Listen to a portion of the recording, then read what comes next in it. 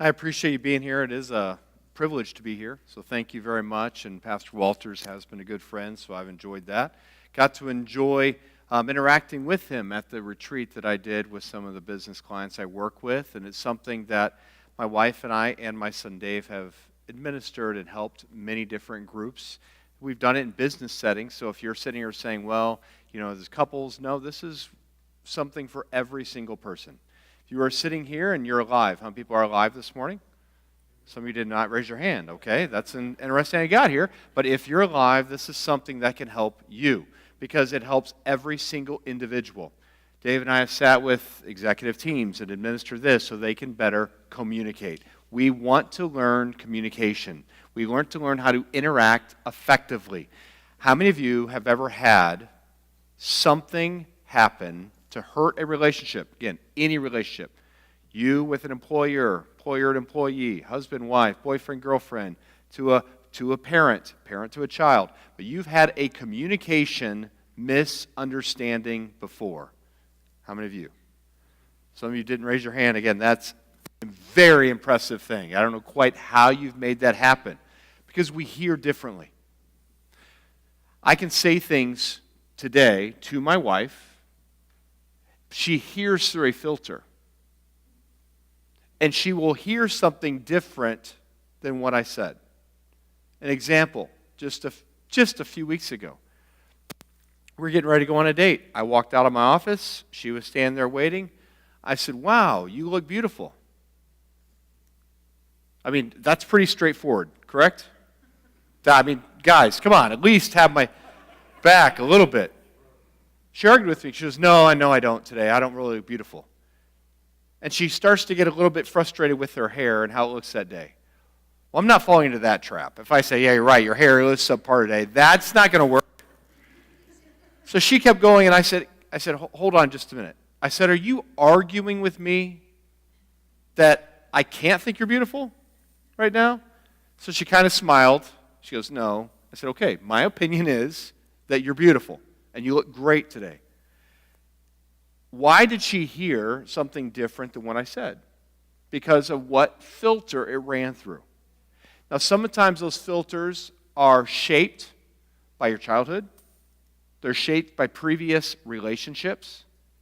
They're shaped by work experiences you've had. Maybe you've had a really tough boss. Maybe you had a really tough mom or dad growing up. And you hear differently because of your past experience. I want you to start understanding that better. So this is a communication tool that we're going to work through the next couple weeks and some of the Wednesday nights. It is something that you can use to improve the quality of all relationships in your life. If you understand you can better communicate with other people around you. That's what this is.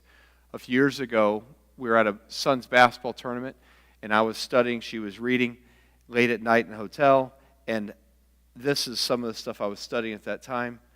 So I looked at her, and I said, can I ask you some questions? And I started asking her questions about me. Am I really like this? Am I really like this?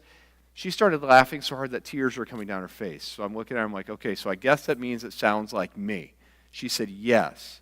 I said, okay, let me put it on you, and ask her questions about her. And it gained understanding for each of us about ourselves and how we communicate. And I want so much to help you learn more about this. Now, as we jump into this, let me clarify. Communication is more than just the words that we speak. Communication is powerful. There is a ratio used for people that I like to use. It's a 7-38-55 tool. What that is, 7% of our communication is the words that we use. Now, I find that kind of surprising. Only 7% of the words that we use. Does anyone have a guess what the 38% is? Okay, tone. 38% is our tone. I have been accused a lot of having an assertive or an edge to my tone. Has anyone else in here ever been accused of that before? Few. So have you ever heard this? Well, it's not what you said, it's how. I didn't even finish the statement. You guys were saying, you want to come up teach? No, I'm just kidding. How? Tone. 55% body language. It's correct. And we're going to learn as we go through this assessment at the end, body language is a big deal. Some of you say, well, I didn't say anything inflammatory. Oh, yes, you did. How did they say it? Body language. Have you ever been talking to someone and their body language is almost screaming at you?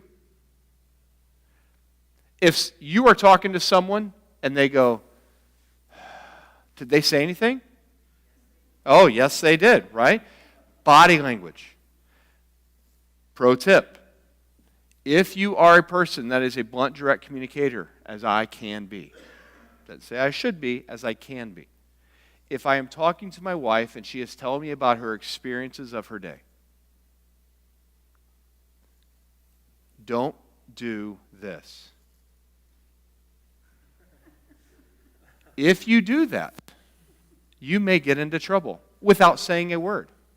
Because my body language conveyed something to her, and it didn't make her feel what? Man, there's a lot of different words coming at me there. Right. Loved, heard, respected, valued. We want to make people feel those things. I do. You want to feel that way. We need to learn so we can understand better how we can do it. So we're going to take you on a journey through that for the next couple weeks and some Wednesday nights and understand it. The paper you have there in a few minutes will give you an assessment. Now I'm going to give you a spiritual view of what brought me to this, and then we'll go back into the assessment. So Jesus, Pastor Walter was saying, Arlen was saying, we are learning about the life of Christ right now. Jesus was a good communicator. Jesus learned how to adapt to every situation. Jesus learned how not to respond reactively. Jesus learned how to respond intentionally. We need to understand that. Jesus adapted to each individual that he communicated to. His apostles were all different temperaments, or for this, a color difference. They could be a different personality. And he knew how to interact with them. There is a blunt, outspoken, close apostle of Jesus that Jesus handled differently. Who do you think that might have been? Anybody know? Peter. Jesus handled him differently. To say to Peter, hey, get behind me, Satan. Can you imagine Jesus looking at you from a few feet away, eye to eye, and telling you you're Satan? Would that be hard for any of you to swallow? Peter was like, oh, okay. It rolled off his back. He's different. Now, the Apostle John. I will tell you maybe more about it next week, but John was a personality that drew strength from being around strong people. I think John struggled with his self-worth. I think John struggled with overthinking. And I like to study the individuals. If you want to, read Matthew, Mark, Luke, and John and say, I want to learn communication from a master like Jesus and see how he adapted. John actually wrote a challenge that Jesus spoke to those apostles. In John 13, 34, and 35, I know you're familiar with this, but I want you to see it from the angle of communication. He said, I want to give you a new commandment. Jesus had a new commandment. He says, love each other as I have loved you. Hey, guys, love each other. Now, when we do this, we need to understand our communication communicates love or a lack of love. How we communicate is very powerful. Have any of you ever gone into a place of business and they have communicated to you that you're not important or they don't value you and so you don't want to go back? Anybody? I've had that happen many times.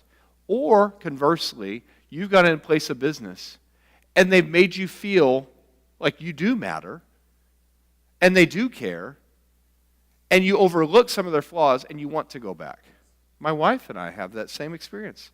She loves to go into a place of business where they make you feel loved. He mentioned the old dog. There's a girl in there. If she's working, when I go in, I walk in the door and she looks, she goes, do you want your usual? And you may think, do you like it? I love it.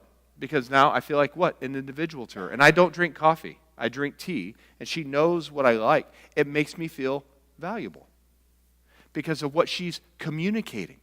We are supposed to do that for all the people in our life circle. This is talking about your life circle at home. It's talking about the people you work with. and that you live around. All of them. One thing I want to make sure I hit on today, this is also how you talk to the person you look at in the mirror, yourself. You are communicating to yourself every day. We have to trust that we value and show love to that person first, and then let that love flow through us to the people. He says your love for one another will prove to the world that you're my disciples. Am I communicating in such a way that is attracting people to get to know the Lord? My personal experience is I work with so many different people now.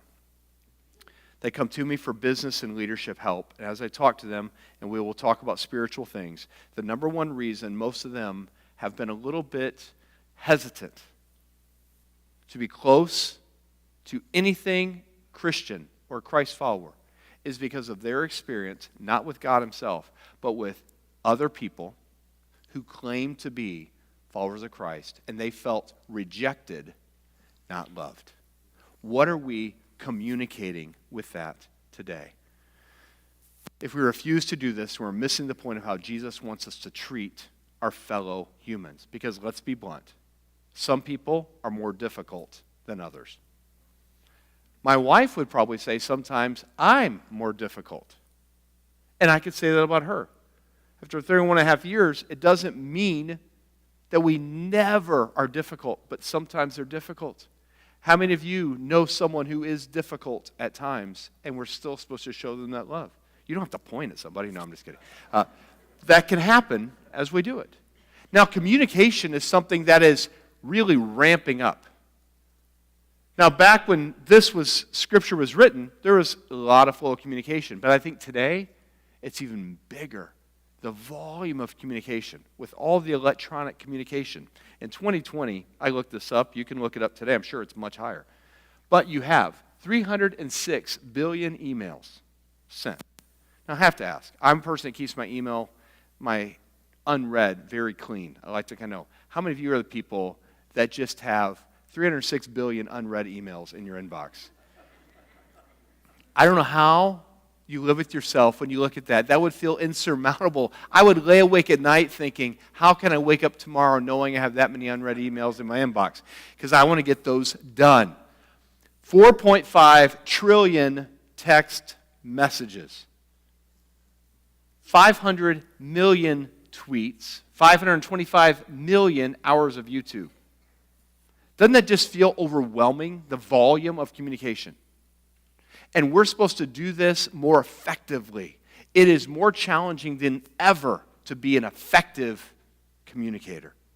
And we need to learn some of those steps. But as we communicate, I'll show you 2 verses in Proverbs that are impactful and such good reminders to me personally. The reason I know them is because I need them.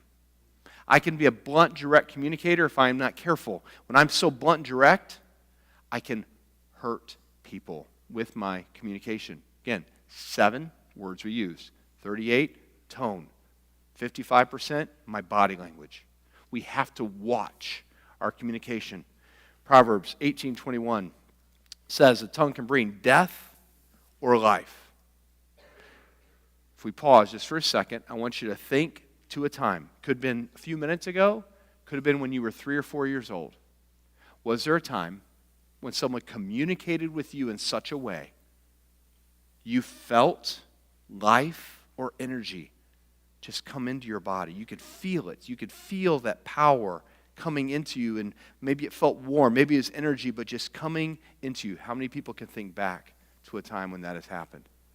You could see it. Man, it's almost like someone just injected you with a B12 shot. You could feel the energy coming. But look at the other side of that coin. How many of you can remember a time when someone communicated to you in such a way you could almost feel discouragement, that weight come on your shoulders, and that life just leave you, the energy just leave you, and you felt discouraged after that message? I have. And the sad thing for me is sometimes I've communicated that message where I've taken life. And I don't want to do that. It's something that provokes me, a guilt that says, don't do that again. I want to challenge all of us to start using our communication to bring energy and life to others, not taking it from them. And those who love to talk will reap the consequences. If you want to be around life-giving people with their communication, then we need to be a life-giving person now. Follow that law of sowing and reaping in Galatians 6 and know that is what I need to start doing. And if you're not doing it, I want you to use that to provoke you to start doing it. This is not to give you a guilt trip of what you have done to bring shame. This is to provoke us to change and be better going forward. Another verse in Proverbs I like to use. Some people make cutting remarks, which is sarcasm. Okay, I like sarcasm. My favorite comedians use sarcasm. I find it very funny at times. And when I was young, I would use sarcasm. And then I found it was very cutting. I've seen my cutting words take that energy from people. So I have to tone back my cutting remarks. Because they're like being stabbed with a knife. You can feel the pain. You can feel that hurt. You can see the hurt in their face from our what? Our words. But the words of the wise bring healing. I hope that I can be a person, as I do age and I get wiser, that I bring healing. Do you bring healing to the people in your life with your communication? Do you bring that balm that's needed? Do you have people reach out to you when they're hurting? Do you have people reach out to you and say, I don't know what to do? Because your words bring healing. Or are you that cutting individual? One of the most challenging relationships to do this is not just a dating or marriage relationship. It can be a parent to a child because you want them to do well. It can be a boss to an employee because you want to push them and challenge them, but you've got to make sure overall that our words bring healing. Because words have more than content. They're powerful. They shape you. They shape me. They help form an opinion of ourselves which shapes our decisions and lead us down that path. They are very powerful. To conclude, are those closest to you full of life because of how you use your words? Are you that communicator that's bringing life to all the individuals? When you walk into your workplace, do they think, oh, good? Or do they think, oh, no? I talked to a couple. He was a business owner. And when he would come home, the garage door went up, the wife would leave. Does it sound like that he is bringing life to his home? Another one whose kids went to their rooms as soon as dad came home. Does it sound like he's bringing life to that home? What are you bringing to those individuals around you? You can give someone confidence or feeling of security with just a few words. I guarantee you, someone has given you confidence with their words. Even reading Scripture, I can read Scripture and feel confidence come into me. And I can have insecurity, which is in all of us, by the way, ramp up because of someone's message to me. What are we communicating to the people in our world that we have? Words have life-giving or life-taking power. Now, as we look at this and we get really in depth with this, a few years ago I saw this study, and this study was talking about the ratio of positive to negative words.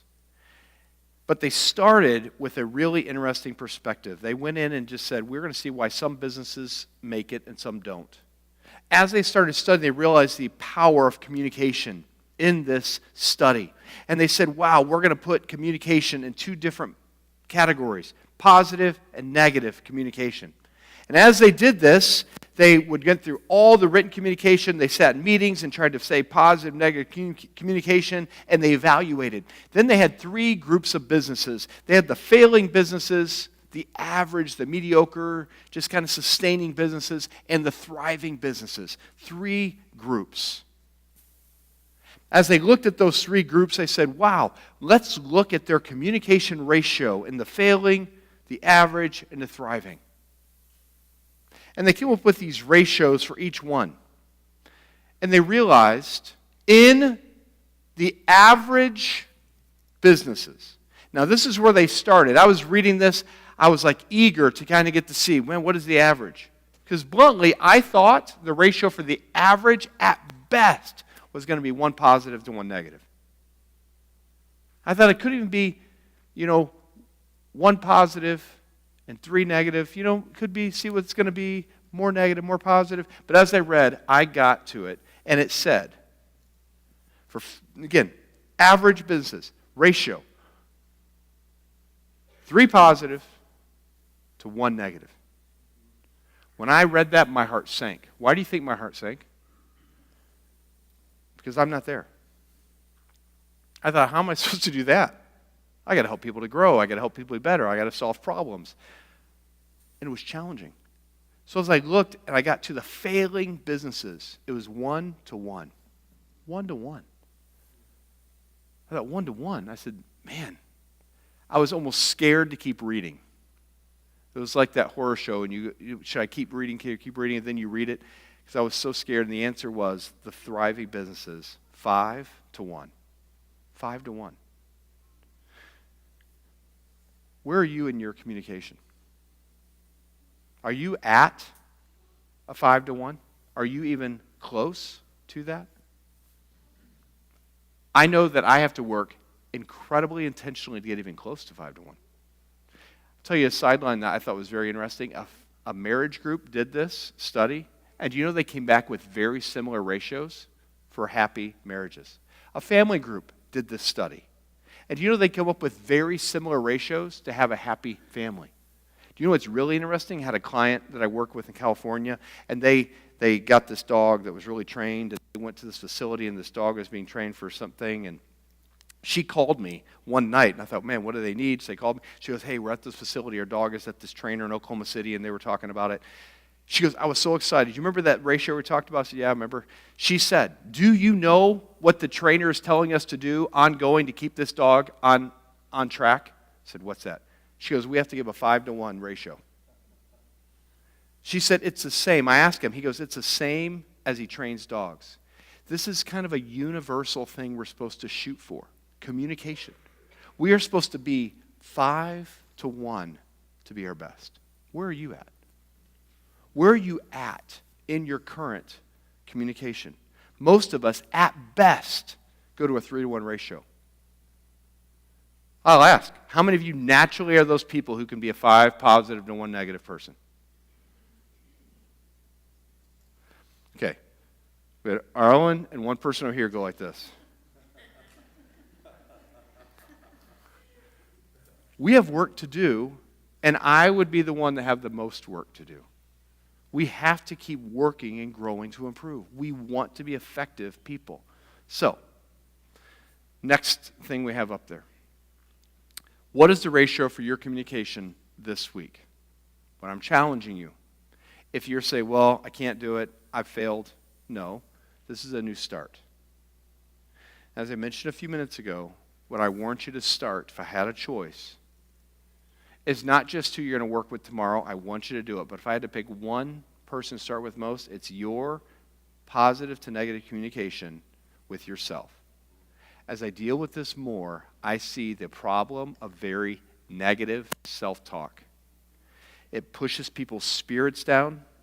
It makes us discouraged. It makes us feel inadequate. It ramps up our insecurities. Then we start feeling competition with everyone around us. Then we don't want to give anyone else any praise. Then we won't compliment other people. We become people we don't even like. You know why? Because your self-talk is not even a 1 to 1. You need to ramp that self-talk up and start to say, I'm going to be a 5 to 1, because then you're so full of that love of God. You're so full of that energy. You give it out to people. You start complimenting and noticing those type of things. Where are you in your communication? What can you do before you come back next week? Can you make progress? Man, I don't know if I can get to 5 to 1. I don't know where you're at. Take a step forward.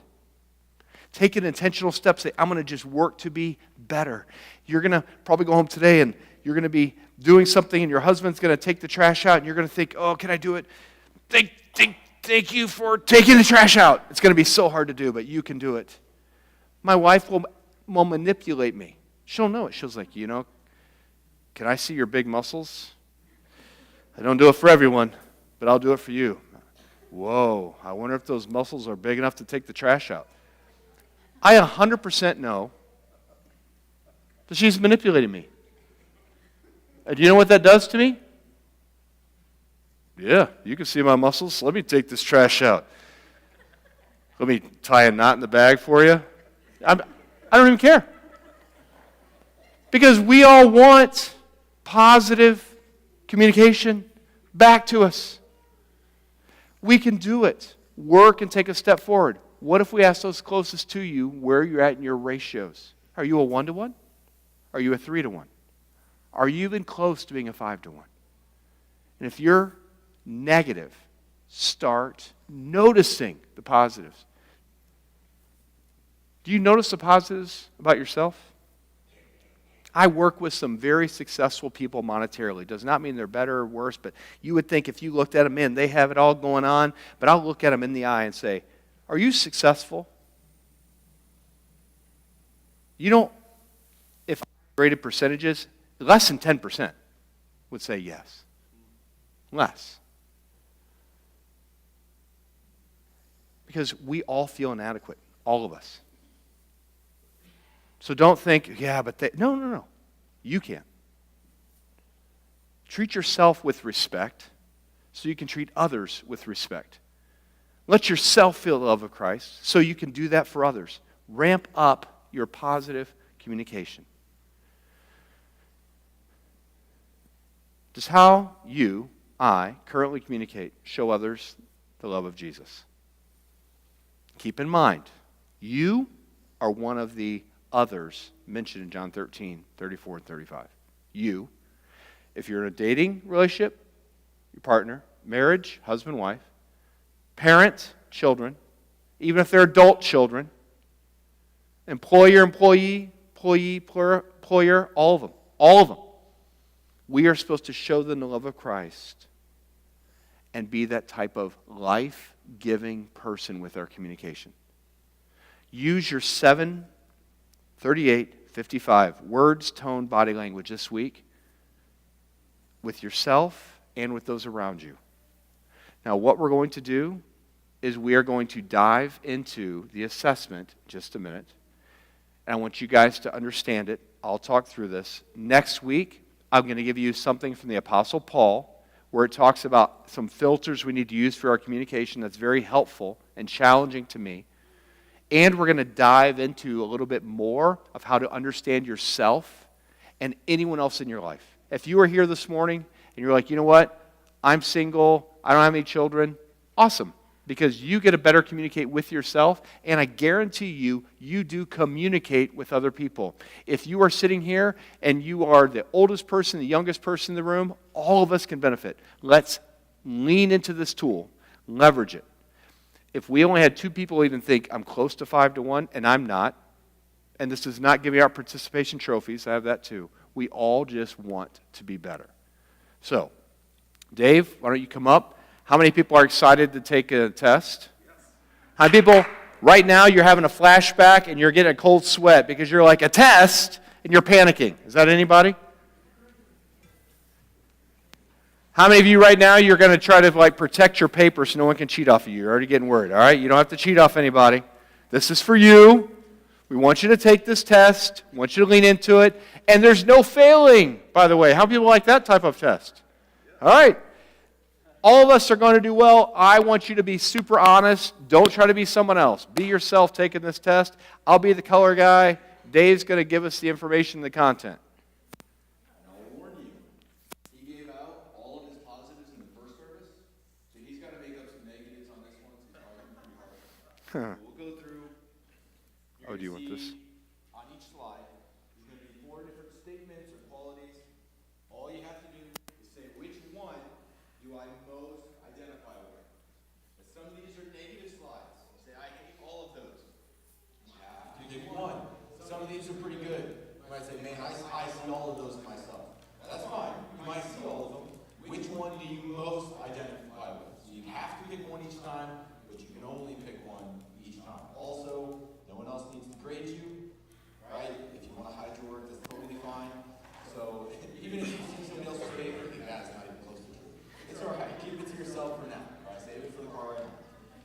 Does anyone not have a paper? I want to make sure you have one. Everyone have one? You might need one. Okay. Let's look at the first one. Just on this sheet of paper that you have. All you need to do is check. Is it A, B, C, or D? If you'd like to, instead of checking, put an X or a cross or a flower, that's totally fine. Just mark whichever one you say, so you all read through them. If I go too fast, just yell. A, I'm someone who is ready to jump into new tasks. B, agreeable, easy to get along with. C, sensitive to the emotions of others. Or D, excitable, passionate, quick to say yes. And I'll say, we're in the presence, right, of presenter greatness, right? The slides, there was no hiccups with how fast he was going forward or too slow or anything like that first time around. I say that a little bit to brag on him, mostly just to put pressure on him, see if you can do it again. All right, we'll see. It was great last time. How many of you are agreeable now? Naturally. Easy to get along with. Two of you. Excellent. How many of you are incredibly difficult and you're proud of it? All right, a couple of you. Oh, someone raised someone else's hand there. Excellent. Even better. Sensitive to the emotions of others. How many people don't care less? 3 of us. Excellent. All right. By the speed of the hands, probably not of the excitable, not a lot. That's of correct. Right? Passion. All right. Let's go to the next one. A, motivated to achieve goals, eager to be the leader. B, energetic, lively, exhibits love and affection openly. C, logical, gathers facts, data, likes lists. D, flexible, able to adjust to new conditions, calm in the midst of chaos. Whenever you know which one is you, do whatever particular mark. If you want to switch each time, that's fine too. All right, whatever mark you're using, go ahead and throw it in that box. We'll go to the next. All right, 3. A, avoids conflict and drama, level-headed. B, fun to be around, good storyteller with a sense of humor. So if you're not funny, you can't put that. C, self-motivated, usually right. D, careful, thoughtful, doesn't rush into things. Whoever shook their head when he said usually right, I'm with you. The word is always right. How many people are like, well, the person I'm with thinks they are always right? Just remember, you can tell them next time, you're never always right. It's usually.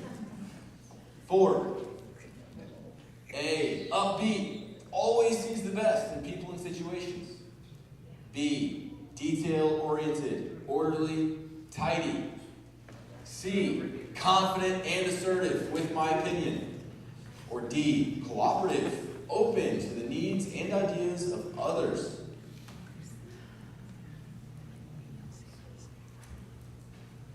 All right, let's go to 5. A, determined problem solver, finds a way to get it done. B, playful, spontaneous, lives in the moment. C, considerate, kind, and polite. Or D, serious, avoids being impulsive or flashy.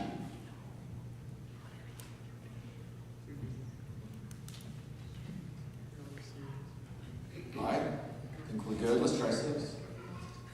A, friendly, outgoing, talkative. B, efficient and effective with my time and effort. C, relaxed, hard to provoke or annoy. D, precise, thorough, very high standards. Now, if we asked this while you were driving, I'm sure no one would pick C. How many of you have communicated a negative ratio to the person driving in front of you this week? But they deserve it. Yes. Of course. My wife would say that I'm C, right? Relaxed. She says no. All right, 7. A, likes to talk through my decisions out loud with others. B, is decisive. My decisions are usually right. C, wants all the information before I make a decision. Or D, sometimes just wants someone else to make the decision for me.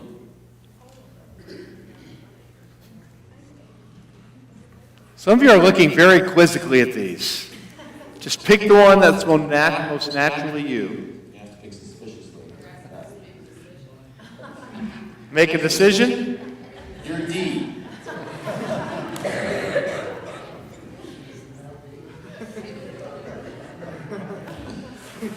Eight. A. Likes knowing a little about a lot of things and a lot about the things that really interest me.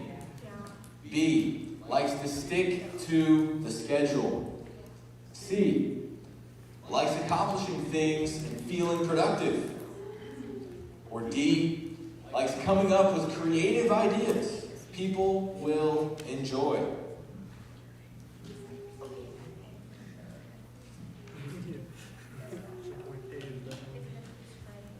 All right, let's try 9. Need a minute? We're good. We can go back if we need to. A, tends to notice imperfections and mistakes. B, tends to forget or disregard things I'm not interested in. C, tends to not even think of bad or sad things. And D, tends to not show my emotions.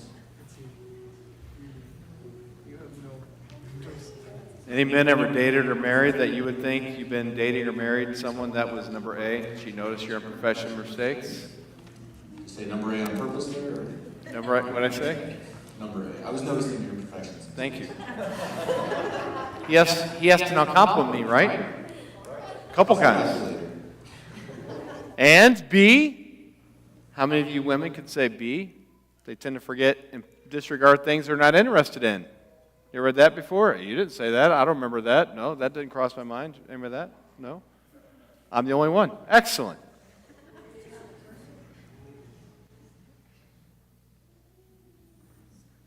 Let's go 10. A, frequently tells stories about my personal experiences. B, considers every thought and detail before communicating. Bless you. You don't have to apologize. It's okay. C, cuts to the chase in conversation. I don't need every last detail. D, hesitates to speak up when I disagree with the group. We're at the halfway point, but all the rest of these, I think for the most part, are single-word answers. So we'll be moving a little bit quicker, so you have to stay on top of it. Now, the first service, they were flying. All right, so you have a high bar to meet. We'll see if we can catch them or not. All right, 11. A, easygoing. B, ambitious. C, energetic. Or D, analytical.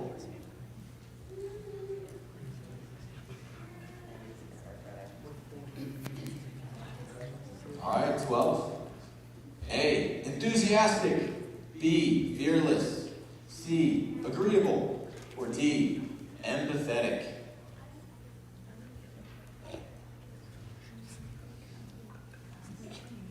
You are really collaborating on these. All right, 13. A, cautious. B, capable. C, calm. Or D, charming. How many people believe my wife's nickname for me is D? She just calls me charming all the time. No one? Not even one person? All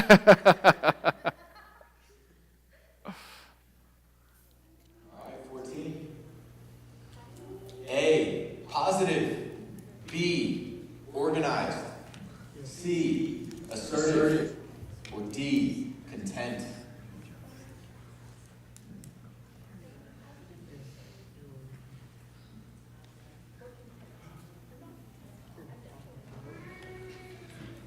All right, 15.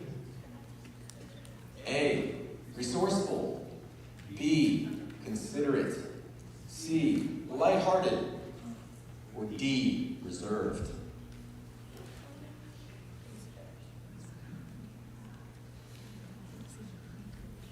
All right, 16. A, productive. B, patient. C, detail-oriented. Or D, people-oriented.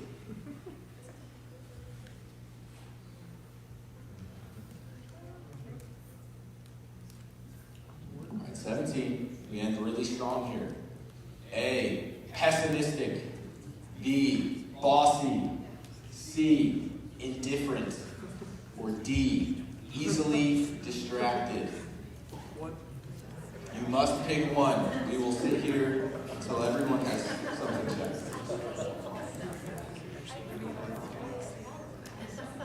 If you get stuck, we're going to ask your significant other to pick for you. I'm sure they'll have one.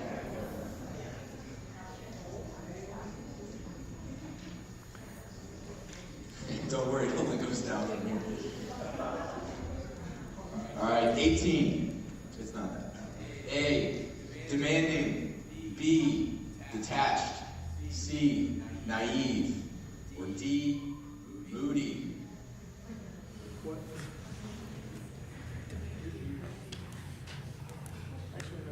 Men, don't lean over and tell your wife, I think you're D every day. Don't do that, all right?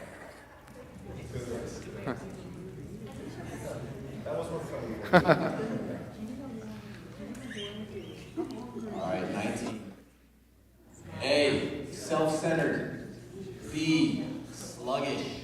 C, scatterbrained. Or D, suspicious.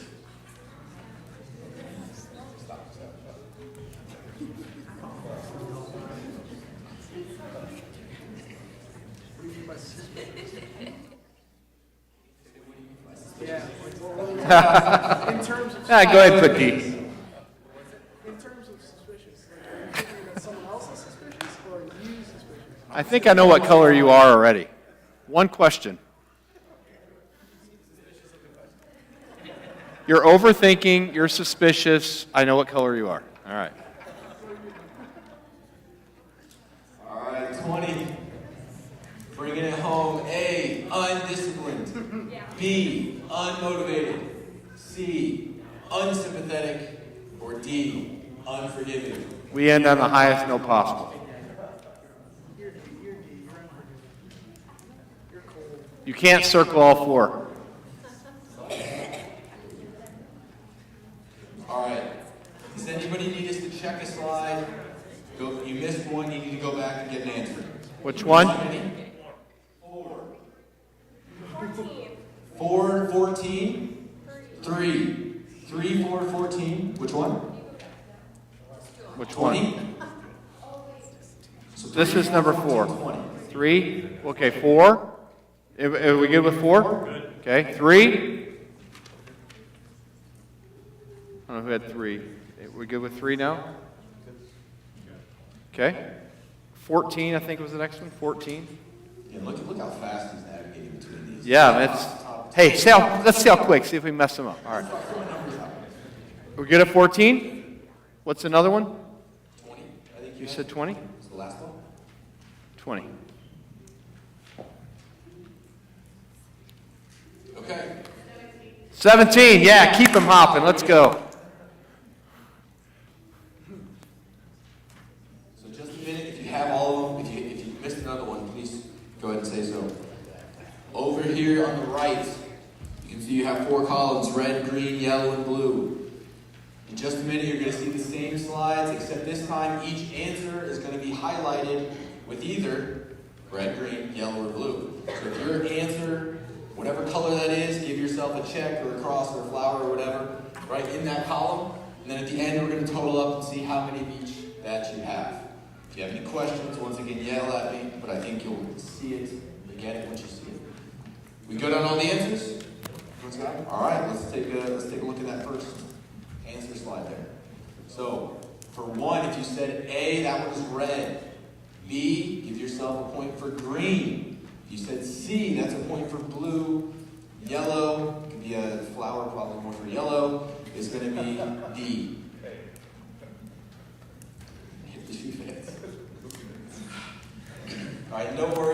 not always red or anything like that. Maybe it mixes up.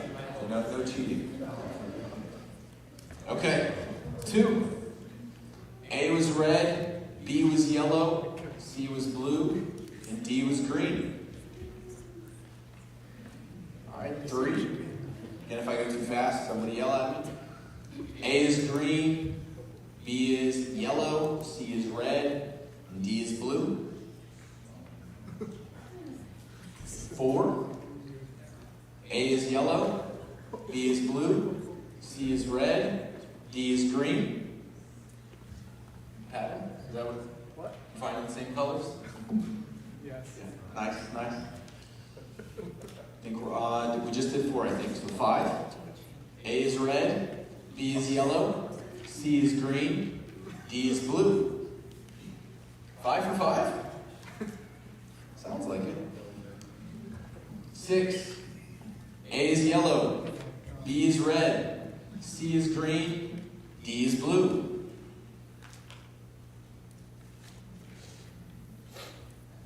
7. A is yellow, B is red, C is blue, D is green.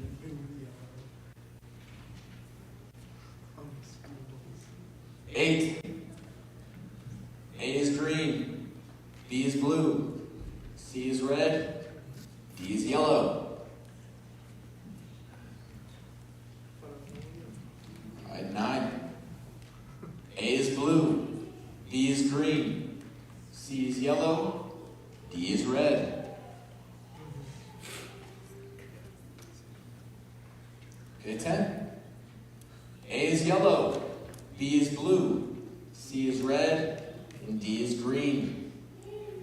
Anybody else noting patterns at this point? You may or may not. I'm just curious. Okay, a few. 11. A is green, B is red, C is yellow, and D is blue. 12. A is yellow, B is red, C is green, and D is blue. 13. A is blue, B is red, C is green, D is yellow. 14. A is yellow, B is blue, C is red, D is green.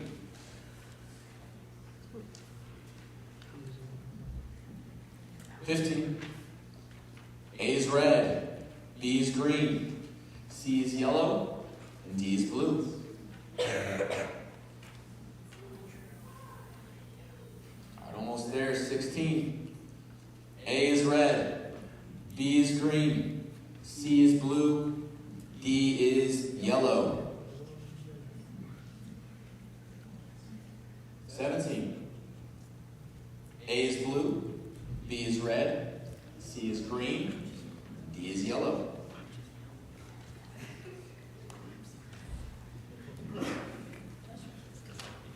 18. A is red, B is green, C is yellow, and D is blue.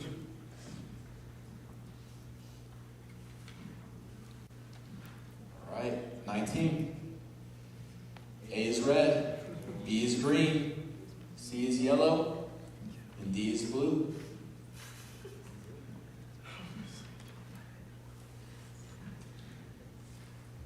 And 20. A is yellow, B is green, C is red, and D is blue. Did you get those? Anybody miss some? Do we need to go back to any of the slides? 6, 19, and 7. 6, 19, and 7. That's what I heard. There is 6. 11, 12, 13. These were distracted. That was one of them. So 6, 7, 11, 12, 13, and I think there was one more somewhere. 3. 19. Yeah, we're putting it to the test. Are we done with 7? No, Number 2, okay, so I know we have 2, we have 3. Here's 2. Good with 2? Okay, 3. Somebody over here, I think. We good with 3? Good on 3. Okay, did we already do 6? We already did 6, 7, 11, 12, and 13. At this point, probably 16. There's 11. We good with 11? Okay, 12. We're doing this. If you already have all your answers, go ahead and just total them up. Good with 12? 13? 13. Totals. Okay. 13. Another one? 19? 19 is one of them. 19. 16, I heard. 16. There's 16. Any others? There's 16. 10. Are you just making this up? They're just kind of making it up for you now, Anthony. 22. All right, are we good?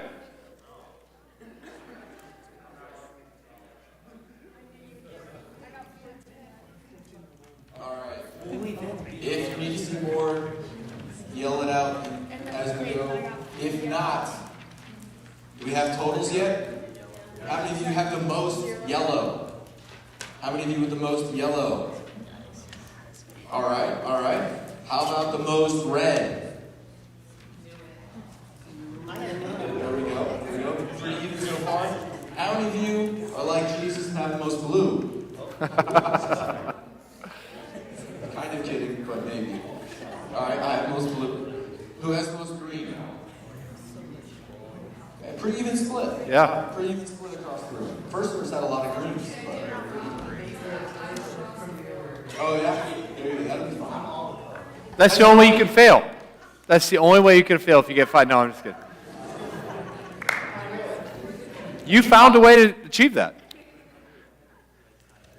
As we talk more next week, if you are someone who's very, very close, we will try to shed light. And as mentioned, we are going to try to do some Wednesday night more in depth. So we'll bring clarity to all of this. The whole point of this is for you to understand yourself and so you can better communicate with others. Because we all do hear differently because of our filters. Filters are created by our personalities, temperaments, and our past baggage. So we want to equip you. This is a tool to use. So there is not a better color. I know we joke about it because we all think ours is the best. I am a very dominant red. Last time I took this, I was 19 red. And that just means I'm almost perfection, which is 20. No. As we're looking at red, so I have things that are strengths, but I also have things to work on. That's why the assessment is here. He is a close red-blue, but is more blue. My wife is a blue. So we get to interact with them and see. And I have, my kids are all different, so we try to do this. We want you to understand each other so we can communicate effectively. That's kind of our goal here. So again, next week we're going to look at Apostle Paul passage, and we're going to go into some of this so you understand yourself and others. If you want to bring the sheet back, that's totally fine. But on the off chance you might lose it, just try and bring those numbers back next week. We'll talk more about that. I think we're even going to have name tags for whichever one. It'll be red, blue, yellow, or green. So that way everyone can know exactly how to read you and how to push all your buttons. It'll be excellent. We look forward to discovery next week.